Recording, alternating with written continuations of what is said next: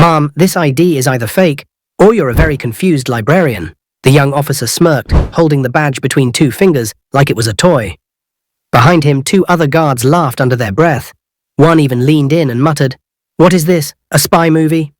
But the woman standing at the counter didn't flinch. She didn't blink or shift her weight. She just stood there in a plain white t-shirt, windbreaker and worn jeans, watching them like they were all wasting her time. She didn't argue, didn't raise her voice. She just said, "Scan it again." The officer rolled his eyes and did it, more to mock her than to cooperate. This was a high-security military facility where even senior officers had to pass layered verification. Nobody just walked in, especially not someone who looked like she hadn't been near a government office in years.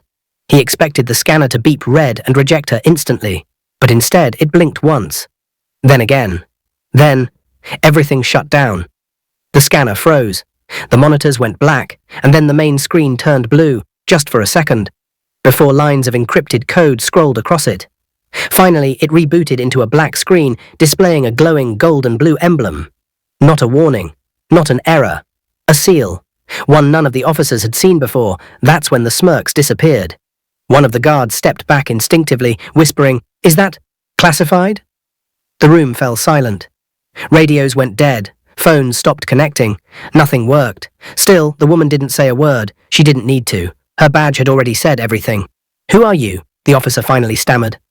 She stepped forward, slowly and deliberately. Her voice came out calm, razor sharp. "I'm the one they call when the people above you disappear." The air shifted. Two men in suits appeared in the hallway behind her, not from the entrance, not from any known checkpoint. They were just there. "Agent Monroe," one said with a respectful nod. "We've been expecting you." The officer turned pale. "She's with you." The taller agent didn't blink. "Number, we're with her." And just like that, the hierarchy shattered.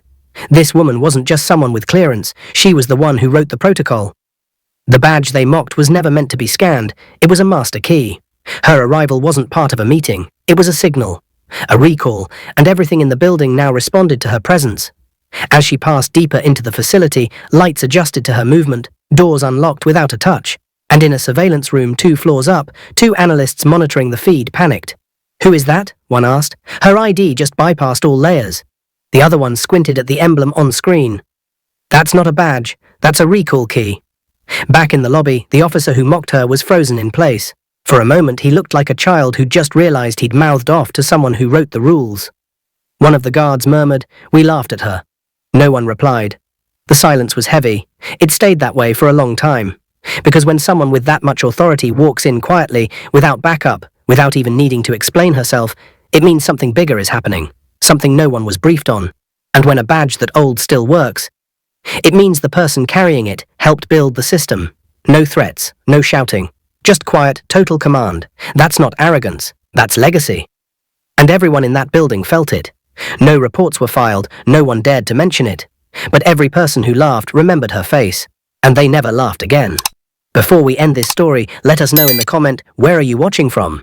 If this story gave you chills, subscribe to the channel, hit that like button, and drop karma in the comments below.